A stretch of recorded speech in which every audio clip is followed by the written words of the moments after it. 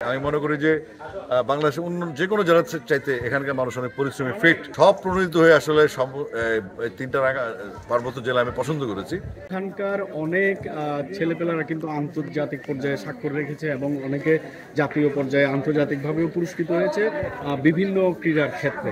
তো আপনি পরিচালক হয়েছেন বান্দরবানে ক্রিকেট নিয়ে, আসলে আপনার চিন্তা ভাবনা কি? পাহাড়ের যে ছেলেমেয়েরা এখানে ক্রিকেট খেলে তারা কি আসলে জাতীয় পর্যায়ে খেলার মতো সুযোগ পাবে কিনা, বা তাদের এই বিষয়ে যদি প্রথমে একটু বলেন। Thank you. আমি বান্দরবানে আসলাম। আমি এজেড প্লেয়ার তাদের সাথে কথা বললাম, যারা কর্মকর্তা আছেন তাদের সাথে কথা বললাম। এখন আপনাদের সামনে কথা বলছি, আমি মাঠটাও দেখে গেলাম। তো সেক্ষেত্রে আমি বলতে চাই আমি বিসিবির প্রতিনিধি হিসেবে এখানে এসেছি, কারণ হচ্ছে আমার দায়িত্ব হচ্ছে এজ গ্রুপ 13 থেকে 19। তো সেক্ষেত্রে আমি এখানে ফ্যাসিলিটি দেখতে আসলাম, এখানে খেলাধুলা কীভাবে হওয়া সম্ভব, এবং রাঙামাটি, পার্বত্য চট্টগ্রাম এবং খাগড়াছড়ি, রাঙামাটি এবং বান্দরবান, এটা হচ্ছে আমাদের একটি পিছিয়ে পড়া জনপদ এখানে, এবং এখানে অনেক রিসোর্সেস আছে।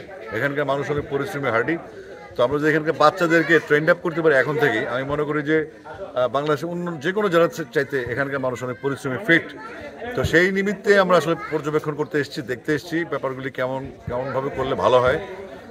তো আমরা একটা মোটামুটি ধারণা নিলাম, এবং আমাদের এখানে যে গ্রাউন্ডস ফ্যাসিলিটিসের অভাব বা কোচেস কিংবা আমাদের অন্যান্য লজিস্টিক সাপোর্টস বা মিডিয়া ফোকাস কিংবা আমাদের বাচ্চাদের যেই খেলাধুলা, ম্যাচ কতটা খেলে, ট্রেনিং সেশন বা তাদের ফিটনেস, তাদের নিউট্রিশন, সব কিছু নিয়ে আমরা কাজ করব। সেই কাজ করার লক্ষ্যে বিসিবি আমাকে এখানে পাঠিয়েছে, এবং আমি সব প্রণোদিত হয়ে আসলে তিনটা পার্বত্য জেলা আমি পছন্দ করেছি। আমার মনে হচ্ছে যে এখানে আমাদের শক্তির আধার আছে, এখান থেকে আমরা অনেক শক্তি দেশের জন্য সঞ্চয় করতে পারবো, এবং দেশকে দীর্ঘদিন সার্ভিস দেওয়ার জন্য কিন্তু আমার এই জায়গাটা, আমি যেখানে আছি সেখানে এখন কাজ চলবে, ফলাফল বাংলাদেশ পাবে আগামী 20 বছর। তো সেক্ষেত্রে আমাদের ভিত্তিটা অনেক স্ট্রং করতে হবে। আর আপনার প্রশ্নগুলো ছোট করে, এই বান্দরবানের খেলার মাঠের অপরে কোনো পদক্ষেপ নেওয়া? হ্যাঁ, সেটা অলরেডি বিসিবি বোর্ডে আলোচনা হয়েছে সিনথেটিক টার্ফ দেওয়ার জন্য, এবং আপনার ইনডোর জিম তৈরি করে, জিমনাটিক ইনডোর খেলার তৈরি, যেখানে আমরা কাভার বলি এটাকে, সেটা হচ্ছে আপনার বাচ্চারা যখন বর্ষাকাল থাকে, যেহেতু ক্রিকেটটা প্রধান খেলা হয়ে গেছে বাণিজ্যিকভাবে ইন্টারন্যাশনালি, সেক্ষেত্রে আমাদের বাচ্চারা যেন ইনডোরে প্র্যাকটিস করতে পারে সারা বছর, যেখানে আপনার ব্যাটিং বোলিং ফ্যাসিলিটিসগুলো থাকবে। এবং এই জিমনেশিয়ামে ঠিক হলো আমাদের ওয়ার্ম আপ সেশন যেগুলো হয় বর্ষাকালে বন্ধ থাকে, সেগুলি এটা হবে। আর ওই ইয়ার ক্যালেন্ডারটা যেটা হয়ে যায়, সেখানে আপনার ফুটবল, ক্রিকেট, অন্যান্য খেলা, ইনডোর গেমসগুলো, অ্যাথলেটিক্স, সবগুলোর জন্য আসলে ইয়ার ক্যালেন্ডার সেন্ট্রালি করতে হবে। কারণ আমাদের দেশে বৈচিত্র্যপূর্ণ ওয়েদার কিন্তু খুব একটা না। আমরা জানি আমরা ষড়ঋতুর দেশ, এবং কোন সময় কি হয় আমরা জানি, মাঝে মধ্যে হয়তো ইনডিসিপ্লিন হয়ে যায়। কিন্তু ইয়ার ক্যালেন্ডারটা করলে আমাদের হাতে পর্যাপ্ত সময় থাকবে, যারা ফুটবল খেলে সব ফুটবল খেলবে, পাশে বাচ্চারা প্র্যাকটিস করবে ইনডোরে, কিংবা কোনো স্কুল মাঠ।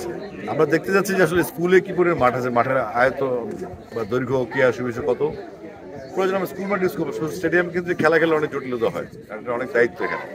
তো আশা করছি আমরা এখান থেকে আরো কিছু সফর করবো, সফর পর আমরা একটা কংক্রিট একটা সিদ্ধান্তে আসবো যে আমাদের বাচ্চারা নিশ্চিন্তে খেলতে পারবে, এবং তাদের ফিউচারের জন্য তারা টেনশনে থাকবে না, অনিশ্চয় থাকবে না, এবং তারা যেন ফিউচারে বাংলাদেশকে সার্ভিস দিতে পারে, সেই স্পিডটা তাদের ভিতরে বা সেই স্পিরিটটা স্থাপন করা হবে। একটা জিনিস, এটা কিন্তু বাংলাদেশের অন্যতম পর্যটন জেলা হিসেবে খ্যাত, আপনি জানেন। তো এখানে কি আসলে বড় ধরনের কোনো ম্যাচের আয়োজন করা যায় কিনা, যে পর্যটন নগরী, এখানে অনেকেই আসে ঘুরতে, বা এই জেলার ব্র্যান্ডিং বা ডেভেলপের জন্য পাহাড়ের সৌন্দর্য? এটা তো উচিত।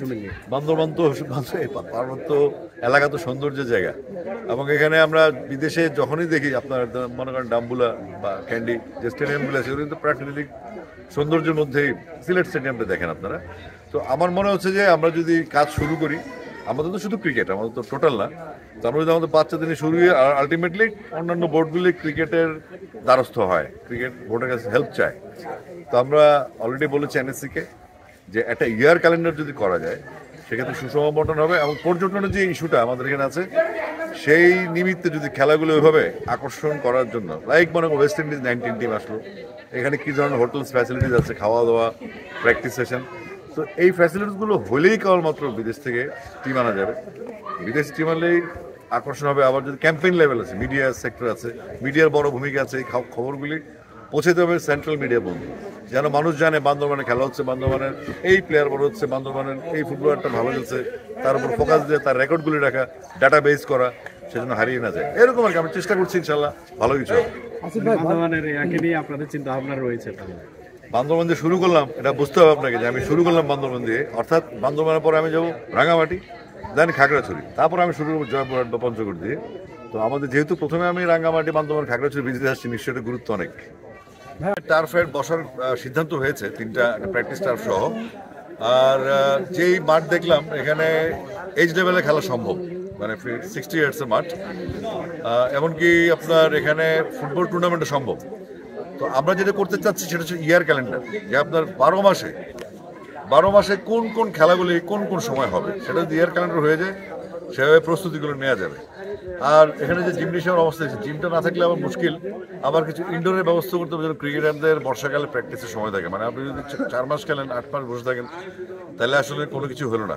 আপনাকে রাউন্ড দ্য ইয়ার প্র্যাকটিস থাকতে হবে, রাউন্ড দ্য ইয়ার আপনাকে ম্যাচের মধ্যে থাকতে হবে, মনোযোগে থাকতে হবে, যেন আপনার খেলাটা যতটুকু খেলি না খেলি আমাদের ফ্যাসিলিটিস, আমাদের বাচ্চারা যেন মাঠে আসতে উৎসাহী হয়, আমাদের ছেলেমেয়েরা যেন সমান তালে সুযোগ পায়, এবং তাদের মেধাগুলি যেমন স্কোর বুক দেখে আমরা আসলে চাই না কে 60 করলো, কে 8 উইকেট পেলো। আমার দেখার চাইতে আমার বেশি বিবেচ্য বিষয় হচ্ছে প্রতিভা, যে কে 10 রান করলো, সেই 10 রানের মধ্যে কিন্তু ট্যালেন্ট থাকে।